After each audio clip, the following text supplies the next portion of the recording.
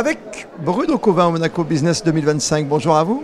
Bonjour. Important pour votre société d'accompagner finalement tous les monégasques et autres dans cette évolution numérique aujourd'hui qui nous guette tous et nous sommes en plein dedans de toute façon. C'est non seulement important mais primordial et ça fait partie de notre stratégie et même de l'idée de départ de créer Monaco Digital sur Monaco pour être cet acteur référent à Monaco sur le digital. Ce que vous avez fait en 2013, hein, c'est tout à fait récent. On a commencé un peu avant, mais oui. Effectivement, on va dire qu'on a trouvé notre modèle, on a trouvé nos clients, notre écoute à partir de 2013. Et on travaille dans l'excellence monégasque au niveau du numérique pour accompagner tout le monde ? C'est exactement ça.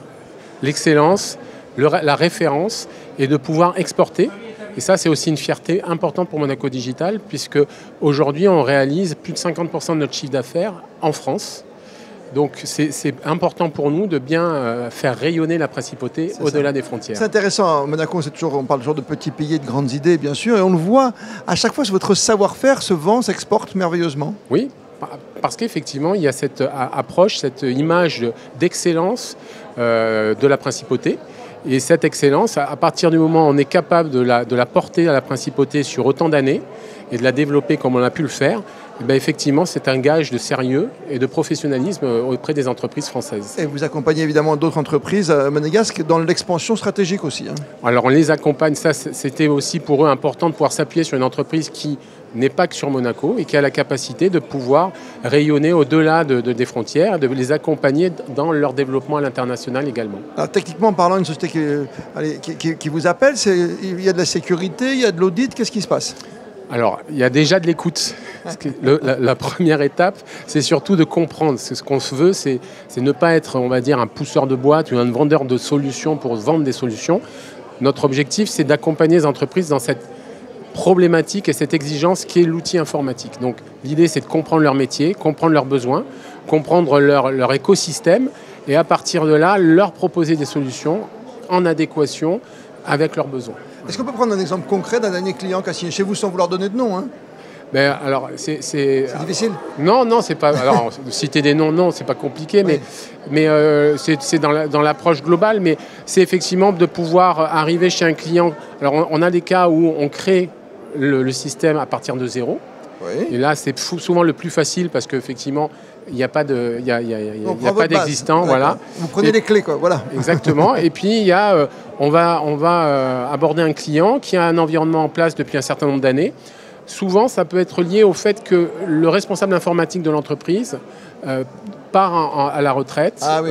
Voilà, et donc là, du coup, il y a un peu une vacance, on va dire, de la compétence. Là, il faut un sérieux dépoussiérage, je peux me permettre. Exactement. Donc, ça passe d'abord par un audit, un point complet de l'environnement. Et ensuite, faire après cet état des lieux, proposer aux clients des plans d'action. Alors, on pourrait proposer, on va dire, tout le package complet, ce qu'on pourrait tout à fait faire. Maintenant, l'idée, c'est aussi d'être en compréhension de la stratégie du client, de ses capacités financières, parce que ça a un coût. Voilà, c'est très facile de proposer de tout remplacer, de tout renouveler, de tout changer.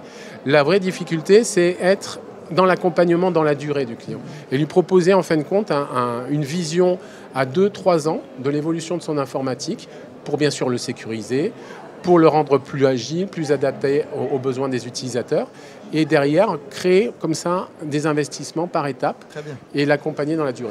La sécurité, c'est peut-être le phénomène le plus important, ce qu'on vous demande tout de suite. Alors la sécurité, de toute façon, aujourd'hui, dans nos métiers, quels que soient nos centres de service, c'est un sujet qui est transverse. On aborde la sécurité à tout niveau, lorsqu'on installe un ordinateur, un serveur, lorsqu'on fait de l'infogérance, la manière dont on se connecte. La mobilité doit passer effectivement par la cybersécurité, par la sécurité et la cybersécurité. Et puis aussi beaucoup par la formation et la sensibilisation des utilisateurs.